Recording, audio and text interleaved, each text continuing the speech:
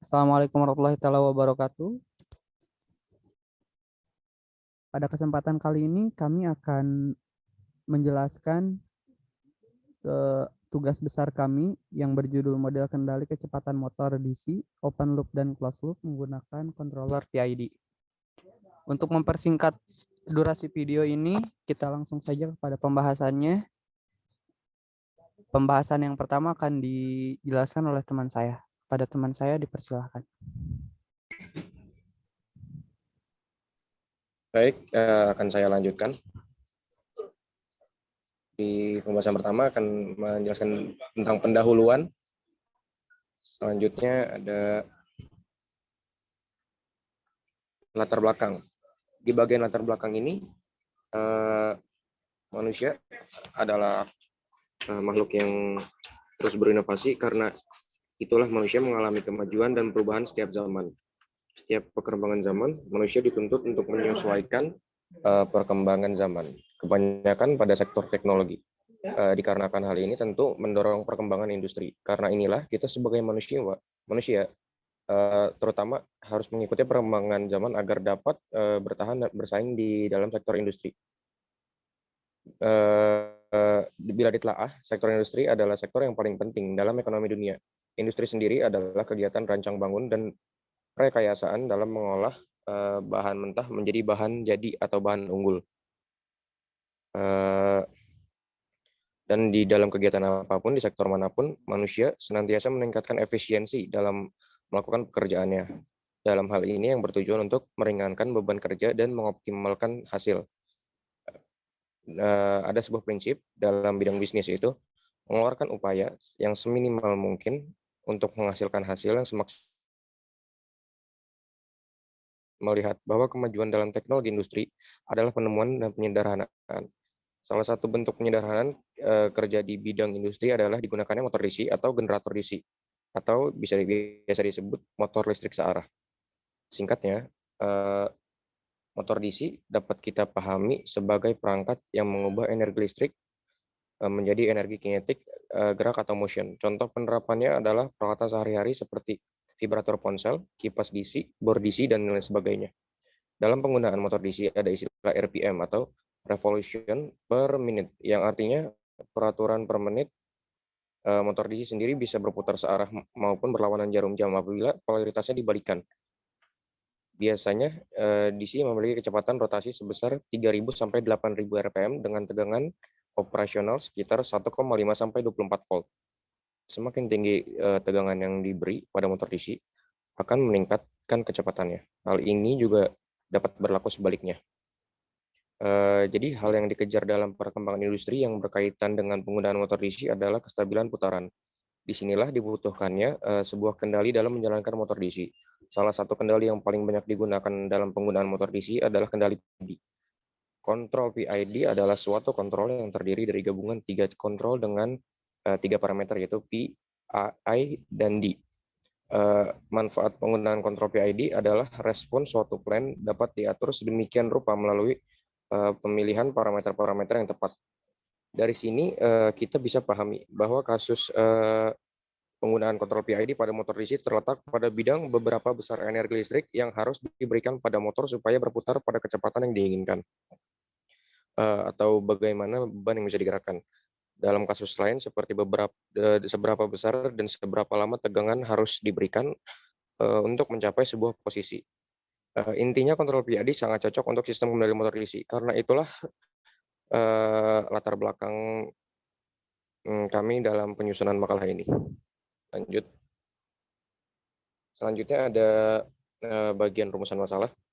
Rumusan masalah terdiri dari bagaimana melakukan perancangan sistem motor DC menggunakan kendali PID, dan bagaimana analisis plotting root locus, boot plot, dan Nyquist-nya, dan bagaimana hasil simulasinya dalam bentuk grafis dan analisis.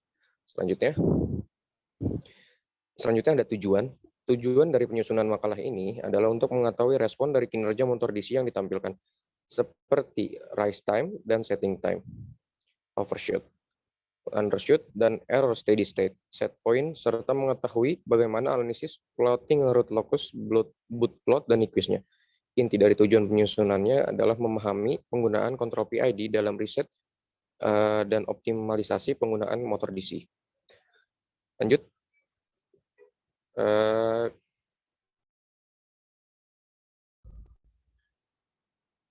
Selanjutnya ada tinjauan pustaka. Di bab 2 kami akan menjelaskan tentang tinjauan pustaka. Deskripsi sistemnya sebagai berikut. Dilanjut, Ki. Yang pertama ada motor DC. Dalam penyusunan makalah ini berisi tentang pengaturan dalam optimasi kecepatan atau optimasi kestabilan kecepatan pada motor DC.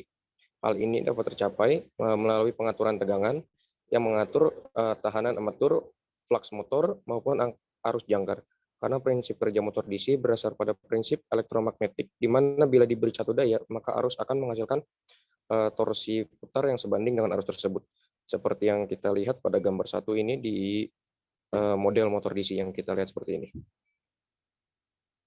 Dilanjut, Ki. Selanjutnya ada controller PID. Controller PID ini sendiri adalah kombinasi dari 3 controller dengan komposisi elemen controller P, I, dan D.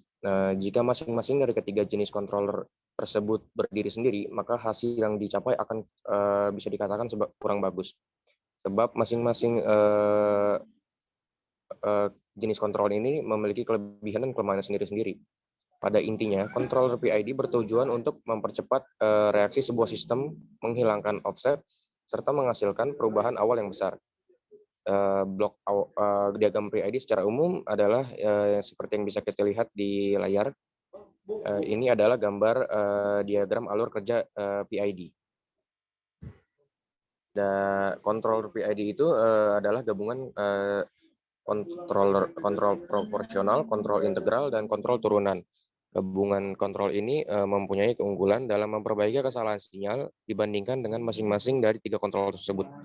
Persamaan kontrol PID dapat diberikan sebagai berikut. M dalam kurung T sama dengan K P E per dalam kurung T ditambah K P per TI sigma E dalam kurung T delta T tambah K P T DE per dalam kurung T per DT. Untuk memenuhi sistem yang diinginkan, maka ketiga parameter PID harus ditetapkan secara optimal.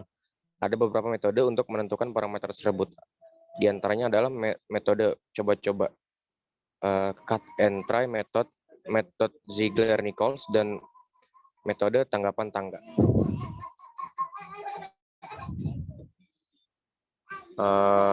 Dan yang seperti kita bisa lihat di tabel ini adalah setting parameter controller PID dengan metode Ziegler-Nichols. Dilanjut, ini adalah gambar karakteristik plan dari metode tanggapan tangga. Lanjut, ada pemodelan sistem. Pada kesempatan kali ini, kami menggunakan kontrol PID dengan metode Ziegler-Nichols. Agar lebih mempermudah dalam perancangan kendali, motor DC dengan kendali PID, kita lakukan dulu dengan proses menurunkan persamaan model dinamika dari motor. Hal ini diperlukan agar mempermudah konseptual dalam perancangan. Seperti yang kita lihat di gambar model dinamika motor DC yang kita lihat di sini. Dari gambar ini dapat kita amati, dari gambar ini kita bisa amati terdapat beberapa komponen seperti pada motor DC, seperti induktansi motor, resistansi motor, arus yang mengalir pada motor, tegangan masukan motor, tegangan gaya gerak listrik balik, torsi, kecepatan putaran motor. Dan yang bisa kita lihat di sini adalah diagram blok sistem dari motor DC. Secara umum, dalam domain Laplace, hubungan antara tegangan masukan motor dengan kecepatan putaran rotor dinyatakan dalam persamaan berikut. Dilanjut, Ki. Nah, persamaannya adalah seperti ini. Bisa kalian lihat sendiri di layar. Biasanya Lm ini cukup kecil bila dibandingkan dengan R, sehingga dapat disederhanakan menjadi seperti ini. Dalam penggunaan sistem kontrol pada motor DC, kami berfokus pada kontrol kecepatan model motor DC yang memberikan hubungan antara tegangan input motor dengan kecepatan putaran motor dalam domain Laplace, sebagaimana dinyatakan persamaannya seperti berikut. Hal ini juga bisa dijadikan sebagai konseptual sistem kontrol kecepatan. Selanjutnya, ada pengendali spesifikasi performasi sistem. Lanjut. Kendali kecepatan motor DC continue. Dari sini bisa kita lihat pengendalinya adalah PI, kriteria setting time kurang dari 0,25 second dengan overshoot maksimal 10%. Dan ini bisa kita lihat adalah script MATLAB-nya. Dilanjut ya. Ya, pada gambar ini adalah gambar respon output sistem kecepatan motor DC dalam waktu kontinu. Dilanjut. Dan ini adalah spesifikasi performasi waktu kontinunya. Dilanjut. Pengendali kecepatan motor DC discrete. Di sini pengendali PI waktu sampling 0,01 detik, kriteria setting time kurang dari 0,25 second, overshoot maksimal 10%. Dan ini adalah script MATLAB-nya, bisa kita lihat. Lanjut, dan output performance sistemnya adalah seperti ini. Bisa dilanjut lagi, dan ini adalah spesifikasi controller parameternya. Nah, untuk selanjutnya saya akan dilanjutkan oleh rekan saya, Ricky. Terima kasih.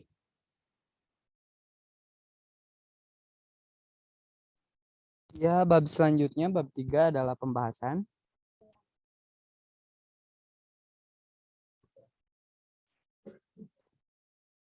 Yang pertama ada analisis root locus, bode plot, dan Nyquist. Oke,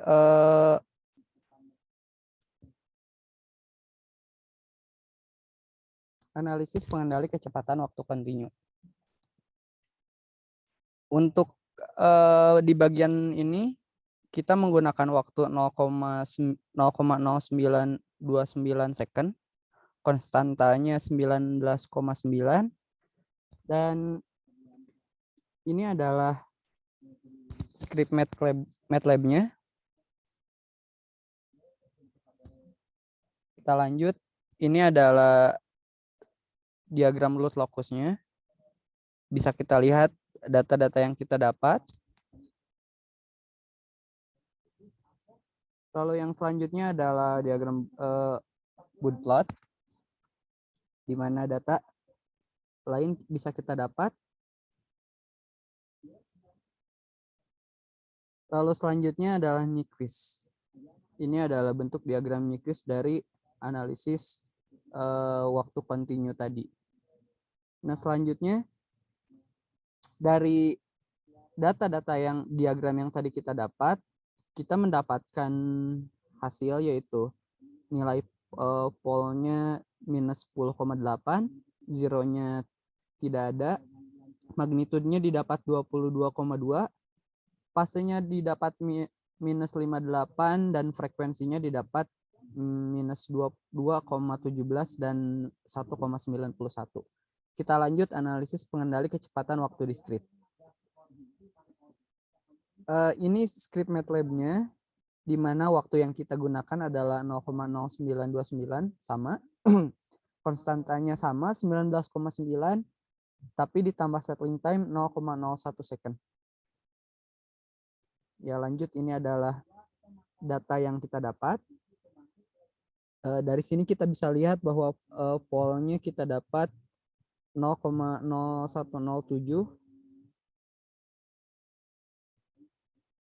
Lalu selanjutnya ini diagram bode plotnya. Dari sini juga kita dapat beberapa data seperti fase minus 1,02, minus 102 maksudnya, maaf. Magnitudenya 24,1. Lanjut, ini adalah diagram Nyquist. Di mana dari sini kita dapat juga data seperti frekuensinya minus 12,1 dan 9,48. Ya, lanjut ke pembahasan yang selanjutnya adalah perancangan kendali. Di bab 3 di pembahasan ini, di perancangan kendali, kami akan membuat 2 kendali. Yang pertama adalah pengendali kecepatan motor DC open loop menggunakan controller PID. Gambar yang kita tunjukkan ini ialah desain kendali kecepatan motor DC open loop yang dirancang pada aplikasi MATLAB Simulink. Gambar selanjutnya, di gambar yang utama, di gambar yang besar adalah gambar dari grafik response step open loop, dan data-data dari grafik tersebut bisa kita lihat seperti overshoot 0% dan lainnya. Yang selanjutnya ini adalah command window dari MATLAB ya. Ini linearization continuous time zero full gain mode. Ya, yang selanjutnya ini adalah grafik response step open loop pada command window. Dari sini kita bisa lihat response step open loop-nya berdasarkan command window tadi. Jika yang tadi itu step response open loop dari sistemnya, yang ini tuh dari command window yang barusan. Kita lanjut. Ini adalah tabel dari data karakteristik proses ekstraksi. Data-data yang kita dapatkan dari proses ekstraksi tadi. Seperti ada rise time, settling time, peak amplitude, dan overshoot. Nah, selanjutnya ini adalah Simulink motor DC open loop, di mana bila kita lihat dengan jelas, di tengah ada rancangan desain motor DC kita. Yang selanjutnya, ini adalah grafik dari respons step open loop tanpa proses ekstraksi mode linear ke MATLAB Workspace. Ya, lanjut ke yang kedua. Kendali kedua adalah pengendali kecepatan motor DC closed loop menggunakan controller PID pada waktu continue dan discrete. Seperti yang tadi, ini adalah gambar desain kendali kecepatan motor DC closed loop, tapi yang ini continue dirancang pada MATLAB Simulink. Ini adalah grafik dari hasil Simulink-nya, grafik step open loop-nya, closed loop-nya, maaf. Dan ini adalah desain kendali motor DC closed loop discrete. Yang selanjutnya ini adalah hasilnya, diagram Simulink step closed loop-nya. Nah, dari kedua hasil diagram tadi, kita dapat menarik data, yaitu berdasarkan pada perbandingan dari kendali motor DC closed loop pada waktu discrete dan continue, di mana penggunaan konstanta KP 0,1 dan KI 2,003 terdapat perbedaan bentuk gelombang pada hasilnya. Ya, teman-teman bisa lihat yang pertama, yang continue ini langsung, maaf maksudnya ada gelombangnya, tapi secara tidak langsung agak lebih lama. Jika yang ini untuk mencapai settling time atau steady state-nya, maaf salah saya, steady state-nya lebih cepat. Kalau yang pertama yang continue ini agak bergelombang. Nah, perbedaan yang paling penting itu memang pada bagian itu, yaitu proses menuju steady state, di mana pada closed loop waktu continue terdapat proses yang lebih lama dalam mencapai titik stabilan. Hal ini juga dipengaruhi dengan adanya gelombang kecil atau getaran dalam prosesnya. Ya, beda halnya dengan waktu discrete yang lebih cepat mencapai titik stabilan. Kita lanjut ke bab yang selanjutnya, kesimpulan. Kita bisa menarik kesimpulan dari percobaan yang kita lakukan dari awal penyusunan makalah ini seperti pertama, motor DC adalah bentuk penyederhanaan kerja atau peningkatan efisiensi kerja dalam bentuk teknologi yang berdasar pada teori elektromagnetik, di mana fungsi utamanya adalah merubah energi listrik menjadi energi kinetik. Yang kedua, pengendali PID adalah salah satu controller yang paling banyak digunakan. Controller ini terdiri atas gabungan 3 controller, yaitu P, I, dan D, atau proporsional, integral, dan devariatif. Yang ketiga, tujuan dari penggunaan controller adalah untuk menyelesaikan masalah seperti berapa besar energi listrik yang harus diberikan pada motor supaya berputar pada kecepatan yang diinginkan, atau bagaimana beban yang digerakkan, atau dalam kasus lain seperti berapa besar dan seberapa lama tegangan yang harus diberikan untuk mencapai sebuah posisi.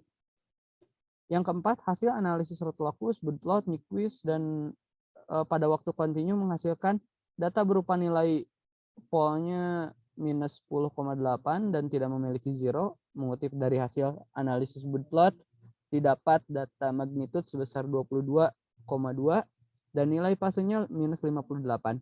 Data terakhir diambil dari hasil analisis Nyquist bahwa frekuensi pada nilai minus 2,17 dan 1,91. Mungkin teman-teman bisa reverse ke belakang, ada di hasil-hasil diagramnya. Yang kelima adalah dari hasil analisis Rotlokus, Bootload, dan Nyquist pada waktu diskrit didapat hasil data berupa nilai polnya 0,0107 dan tidak memiliki zero. Mengutip dari hasil analisis Bootload didapat magnitud sebesar 24,1 dan nilai fasenya minus 102. Data terakhir diambil dari hasil analisis Nyquist bahwa frekuensi pada nilai minus 12,1 dan 9,48. Data-data ini juga teman-teman bisa reverse ke belakang. Ada di tabel diagram analisis Rotlokus dan Bootload dari waktu kontinu dan diskrit. Yang keenam, berdasarkan hasil dari sistem kendali yang kedua atau closed loop, didapat disimpulkan bahwa sistem kendali closed loop waktu diskrit lebih cepat dan stabil dalam mencapai steady state dibandingkan dengan sistem kendali closed loop waktu kontinu. Ya mungkin sekian presentasi dari kelompok kami. Mohon maaf bila ada kesalahan kata atau perilaku. Terima kasih yang sebesar-besarnya. Wassalamualaikum warahmatullahi wabarakatuh.